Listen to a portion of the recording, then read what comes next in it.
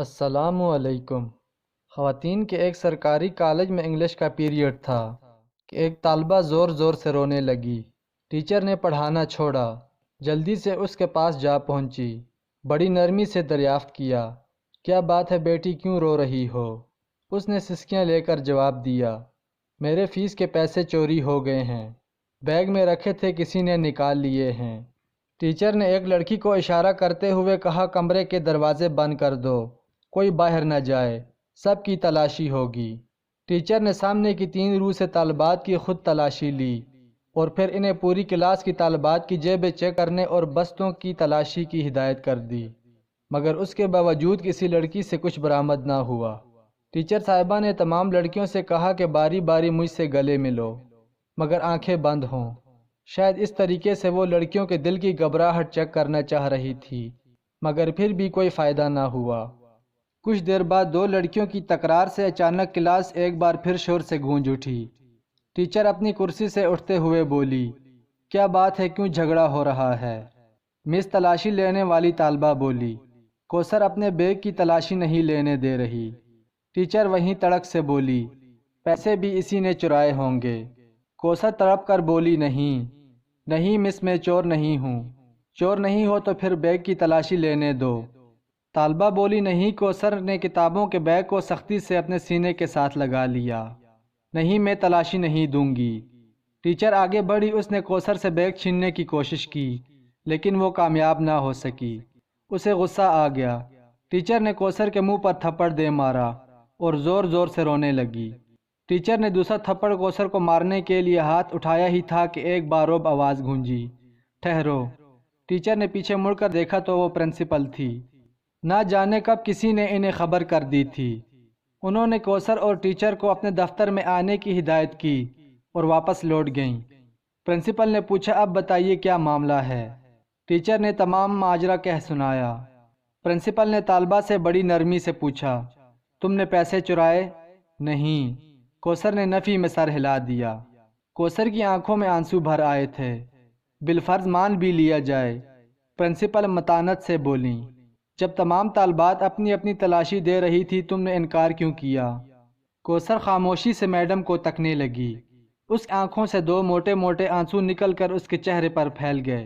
Teacher نے کچھ کہنا چاہا، جہاندیدہ پرنسپل نے ہاتھ اٹھا کر اسے روک دیا۔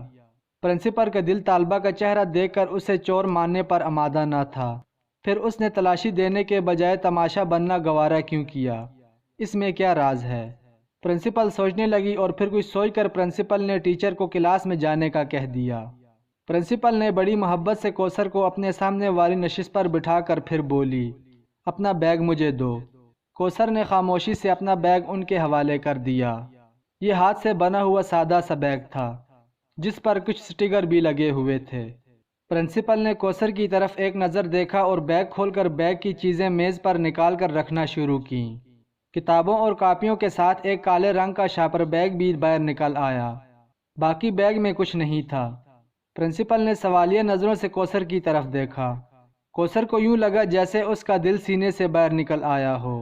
اس کی ہچکیاں بند ہو گئیں۔ پرنسپل نے شاپر کھولا، اس میں آدھے کھائے ہوئے برگر کے ٹکڑے، آدھے سموسے، چوتھائی نان اور دہی کی چٹنی میں ڈوبی چکن کی بوٹیاں۔ سارا معاملہ پرنسپل کی سمجھ میں آ گیا۔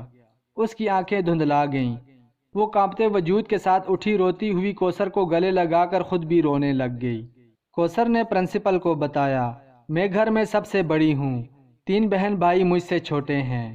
والد صاحب نائب قاصد ریٹائر ہوئے ہیں، لیکن ریٹائرمنٹ سے پہلے ہی بیمار رہنے لگے تھے، اب تو بستر پر لگ گئے ہیں۔ گھر میں کوئی اور کفیل نہیں ہے، پینشن سے گزارا نہیں ہوتا۔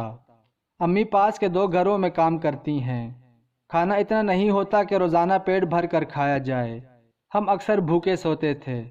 ایک شام میں نے اور امی نے کچھ نہیں کھایا، میں صبح کھائے بغیر کالج آ رہی تھی، بھوک اور نقاہت سے چلنا مشکل ہو گیا۔ ایک دفعہ کباب کی دکان کے آگے سے گزری تو کچرے میں کچھ نان کے ٹکڑے اور ادھ کھایا ہوا ایک چکن پیس پڑا دیکھا، بے اختیار اٹھا کر کھا لیا۔ قریبی نل سے پانی پی کر خدا کا شکریہ ادا کیا۔ پھر ایسا کئی مرتبہ ہوا۔ ایک دن میں اسی دکان کے تھڑے پر بیٹھی پیٹ کا دوزخ بھر رہی تھی کہ دکان کا مالک آ گیا۔ اس نے مجھے دیکھا تو ندیدوں کی طرح نان اور کباب کے ٹکڑے کھاتا دیکھ کر حیران ہو گیا۔ پھر ساری بات اس کی سمجھ میں آ گئی۔ واپس گیا اور رات کا بچا ہوا کھانا پیک کر کے لا کر دیا۔ میں بیگ میں ڈال کر اسکول لے آئی۔ وہ ایک نیک اور ہمدرد انسان ثابت ہوا۔ میں نے اسے اپنے حالات سچ سچ بتا دیے۔ اسے بہت ترس آیا۔ اب وہ اکثر ہمارے گھر کھانا بھی بھیج دیتا ہے اور گاہکوں کا بچا ہوا کھانا برگر وغیرہ روزانہ شاپر میں ڈال کر میرے لیے اپنی دکان کے باہر ایک مخصوص جگہ پر رکھ دیتا ہے، جو میں کالج آتے ہوئے اٹھا کر کتابوں کے بیگ میں رکھ لیتی ہوں۔ کچھ کھاتی ہوں اور باقی جاتے ہوئے گھر لے جاتی ہوں۔ میرے امی ابو کو علم ہے۔ میں نے کئی مرتبہ دیکھا ہے لوگوں کا بچا کھچا کھانا کھاتے وقت ان کی آنکھوں میں آنسو ہوتے ہیں۔ بہن بھائی چھوٹے ہیں، انہیں کچھ علم نہیں، وہ تو ایک دوسرے سے چھین کر بھی کھا جاتے ہیں۔ یہ چھوٹی سی کہانی جسے پہلے میں نے کسی قلم کا ہنر سمجھا تھا، لیکن چند دن پہلے میں نے وزارت داخلہ کی چپڑاسی کے بارے میں ٹی وی نیوز میں سنا، جس نے اپنے گھر والوں کو فاقے سے بچانے کے لیے چھت سے کود کر اس امید سے خودکشی کر لی کہ شاید سروس کے دوران مرنے والے ملازم کی اولاد کو وہی نوکری مل جاتی ہے۔ اس خبر نے بھی مجھے غمزدہ کیا، لیکن اس کہانی نے تو رلا دیا۔ مجھے نہیں معلوم کہ آپ کے دل پر اس کہانی نے کیا اثر کیا، لیکن ایک درخواست ہے کہ خدا کے واسطے رحم کرو، غریبوں سے ہمدردی کرو، جو اس دانے کے محتاج ہیں جو ہم ڈسٹ بن میں ڈال دیتے ہیں۔